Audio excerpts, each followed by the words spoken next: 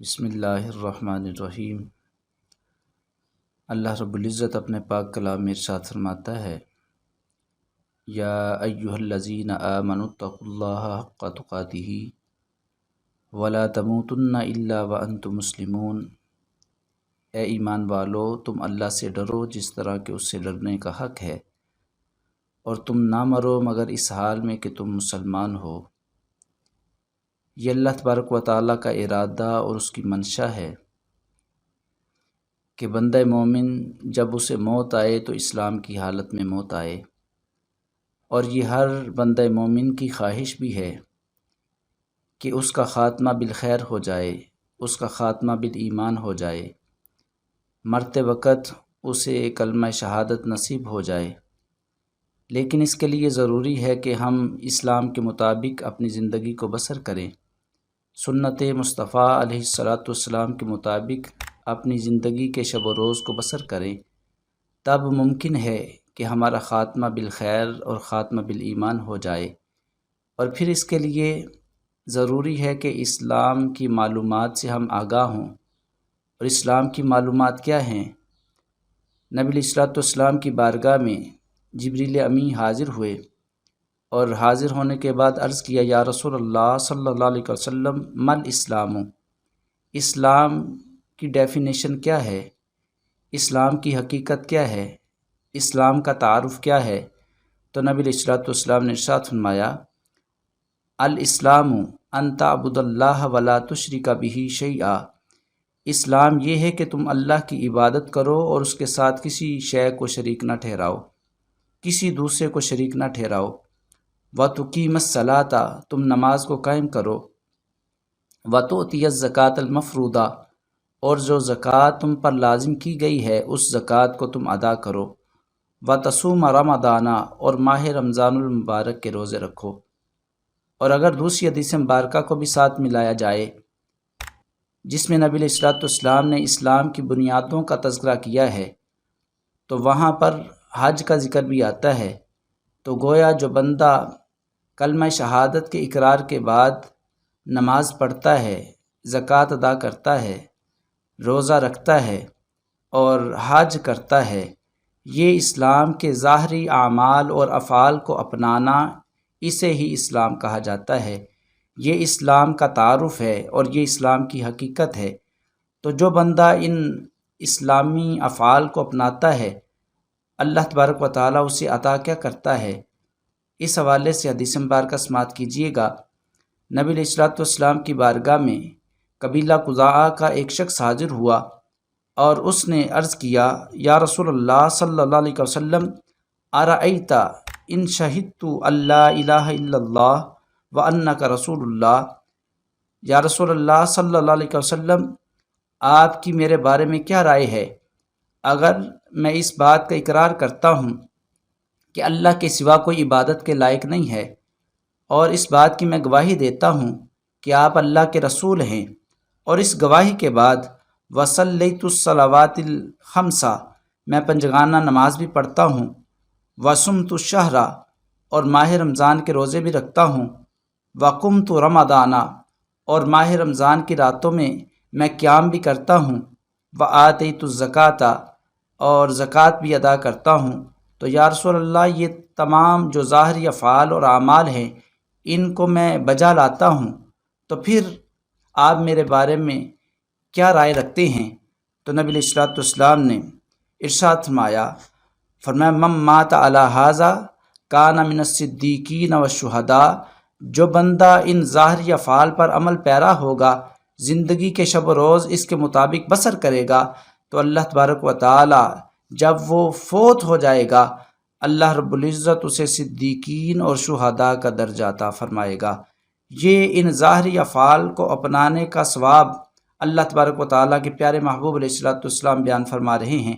تو پھر جب ہم نے اسلام کا نام لینا ہے، اسلام کی بات کرنی ہے، اور اسلام کے مطابق اپنی زندگی کے شب و روز کو بسر کرنے کی کوشش کرنی ہے، تو پھر ہمیں پتہ ہونا چاہیے کہ اسلام میں کون سے اعمال ایسے ہیں جن کی رب کے بارگاہ میں بڑی اہمیت ہے، اور اللہ تبارک و تعالیٰ اس پر بڑا اجر و ثواب عطا فرماتا ہے۔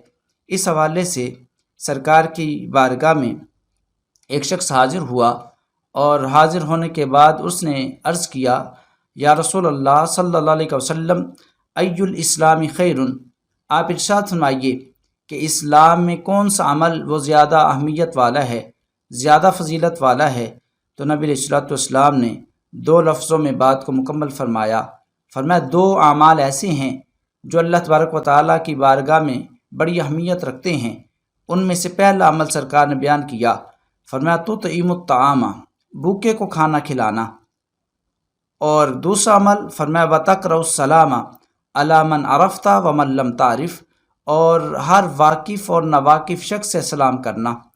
تو بھوکے کو کھانا کھلانا اور ہر واقف اور ناواقف شخص سے سلام کرنا، یہ 2 اعمال اسلام میں بڑی اہمیت رکھتے ہیں۔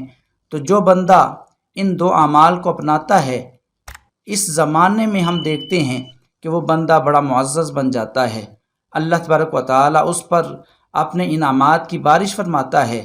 اور پھر بالخصوص سلام لینا، اس حوالے سے ایک حدیث مبارکہ سماعت کیجیے گا۔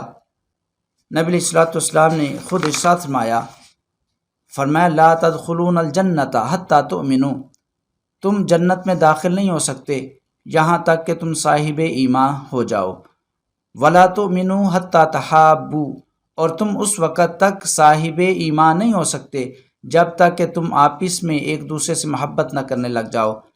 اور اتنی حدیث مبارکہ بیان کرنے کے بعد سرکار نے خود ہی ارشاد فرمایا الا ادلکم علی شیء اذا فعلتموہ تحاببتم، اے میرے صحابہ، کیا میں تمہیں ایسے عمل کی طرف تمہاری رہنمائی نہ کروں، اگر تم اس عمل کو اپناؤ گے تو تم آپس میں ایک دوسرے سے محبت کرنے لگ جاؤ گے۔ صحابہ نے عرض کیا، یا رسول اللہ صلی اللہ علیہ وسلم، آپ ارشاد فرمائیے وہ عمل کیا ہے، وہ وظیفہ کیا ہے؟ تو نبی علیہ الصلوۃ والسلام نے ارشاد فرمایا افشوا السلام بینکم، تم آپس میں جہاں پر ملاقات کرو تو سلام کو عام کرو، ہر وقت ہر کسی سے سلام لو۔ تو جو بندہ سلام کو عام کرے گا، اللہ تبارک و تعالیٰ اس کے دل میں محبت کو پیدا کر دے گا۔ تو جس کے دل میں محبت پیدا ہو جائے گی، اللہ تبارک و تعالیٰ اس کے ایمان کو بھی کامل فرما دے گا، اور جب ایمان کامل ہو جائے گا تو کل قیامت کے دن اللہ تبارک و تعالیٰ اسے جنت بھی عطا فرمائے گا۔ اور پھر اس کے ساتھ مسلمان کسے کہتے ہیں اور مسلمان کی ڈیفینیشن کیا ہے؟ حدیث مبارکہ میں نبی علیہ الصلوۃ والسلام کی بارگاہ میں ایک شخص حاضر ہوا، اور حاضر خدمت ہونے کے بعد اس نے سوال کیا ای المسلمین خیر، اے اللہ کے پیارے محبوب، آپ ارشاد فرمائیے مسلمانوں میں سے کون سا مسلمان وہ زیادہ فضیلت والا ہے، زیادہ اہمیت والا ہے، زیادہ افضل ہے؟ تو نبی علیہ الصلوۃ والسلام نے ارشاد فرمایا من سلم المسلمون من لسانہ و یدہ، جس کی زبان اور ہاتھ کے شر سے دوسرے مسلمان محفوظ ہو جائیں، وہ کامل ترین مسلمان ہوتا ہے، وہ افضل ترین مسلمان ہوتا ہے۔ تو جو بندہ اپنی زبان کی حفاظت کرتا ہے، اپنے ہاتھ کی حفاظت کرتا ہے، اور پھر سر سے لے کر پاؤں تک اپنی تمام اعضاء کی حفاظت کرتا ہے، اور اسلام کے مطابق جو اسلام نے آداب بتائے ہیں ان آداب کا خیال رکھتا ہے، تو پھر اسے ملتا کیا ہے؟ حدیث مبارکہ میں آتا ہے نبی علیہ الصلوۃ والسلام منبر پر جلوہ گر تھے، اور صحابہ کرام اس مجلس میں موجود تھے۔ تو نبی علیہ الصلوۃ والسلام نے ارشاد فرمایا من یضمن لی ما بین لحییہ وما بین رجلیہ، اے میرے صحابہ، تم میں کون ہے جو مجھے 2 چیزوں کی حفاظت کی ضمانت دے؟ ایک فرمایا جو 2 جبڑوں کے درمیان ہے یعنی زبان کی، اور دوسری فرمایا جو 2 ٹانگوں کے درمیان ہے یعنی شرمگاہ کی۔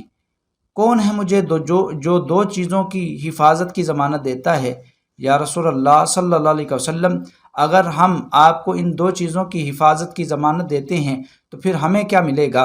تو نبی علیہ الصلوۃ والسلام نے ارشاد فرمایا اے صحابہ، اگر تم مجھے ان 2 چیزوں کی حفاظت کی ضمانت دیتے ہو اضمن لہ الجنہ، تو میں تمہیں جنت کی ضمانت دیتا ہوں۔ دعا ہے کہ اللہ تبارک و تعالی ہماری اس کوشش کو اپنی بارگاہ میں قبول و منظور فرمائے۔ وآخر دعوایا ان الحمد للہ رب العالمین۔